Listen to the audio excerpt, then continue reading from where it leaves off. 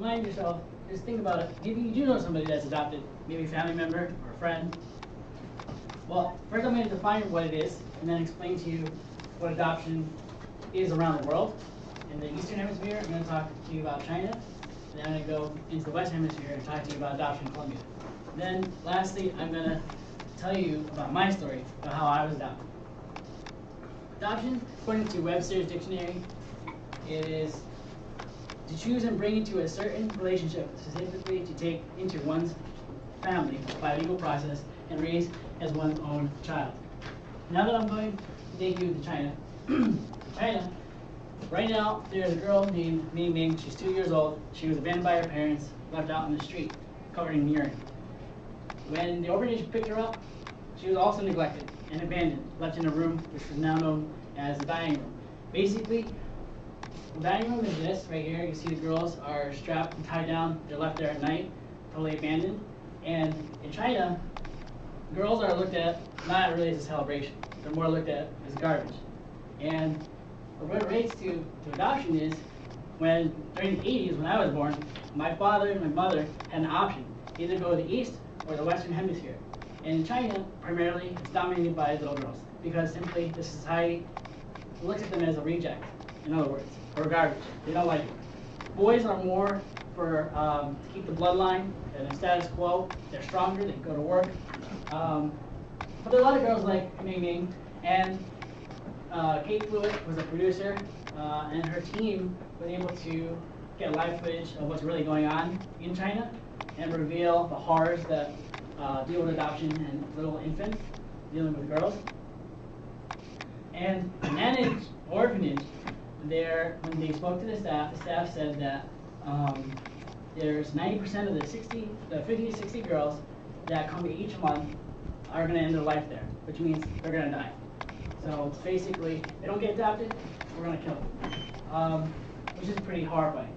Another orphanage, there's 400 little girls, and during the summer it gets up to 100 degrees in an airless room. There's 5 girls to a bed. 20% of those girls died, which is 80 girls. 320 were suspected to be still alive, but when Kate Blue, the producer, asked the little girl where they went, she simply said that they disappeared, which means they passed away. Because, once again, neglect, and they weren't taken care of. And you can see here, these are the little girls, right there, and these are the cribs that they stay in, and they're pretty much barred and trapped, and have really no chance of survival.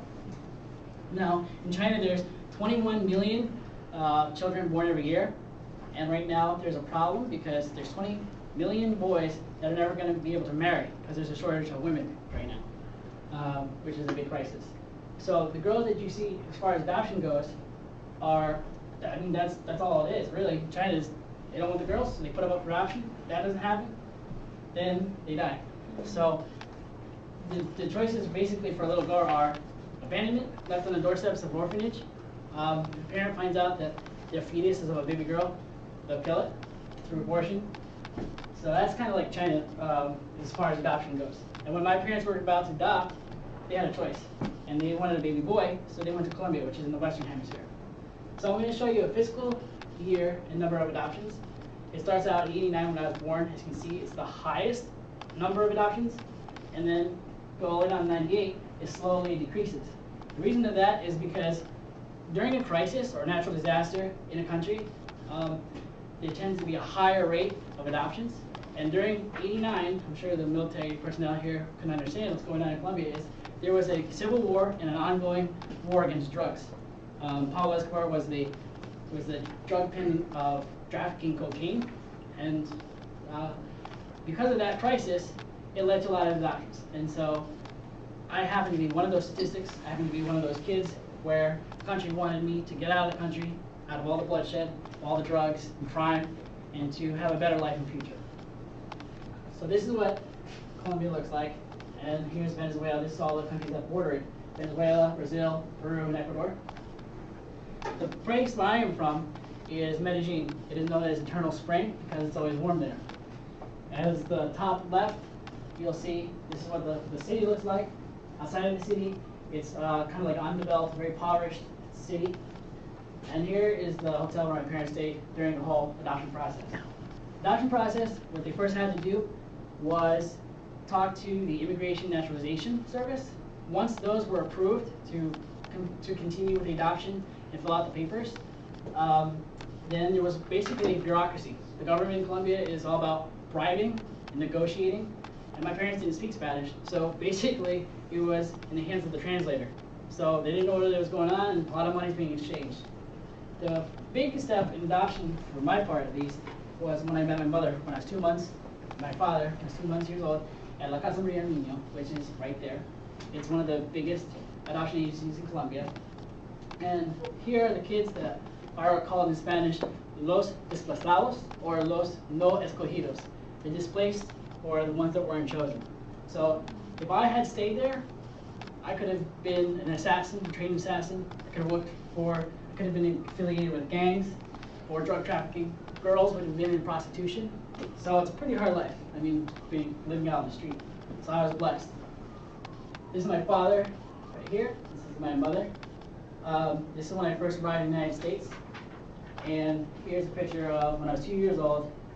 I was inaugurated as a U.S. citizen. So I do have my papers, and I'm here for the better because I'm one of those statistics, but it's a beautiful, really, story because I came from a third world country where there was very little hope or future, and I was able to get an education. Right now, I'm currently at Southern State University as a junior.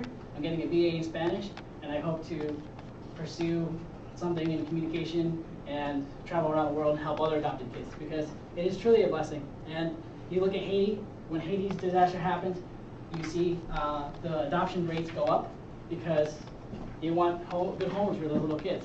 So that's adoption, and I hope that you can take something away from this. Thank you.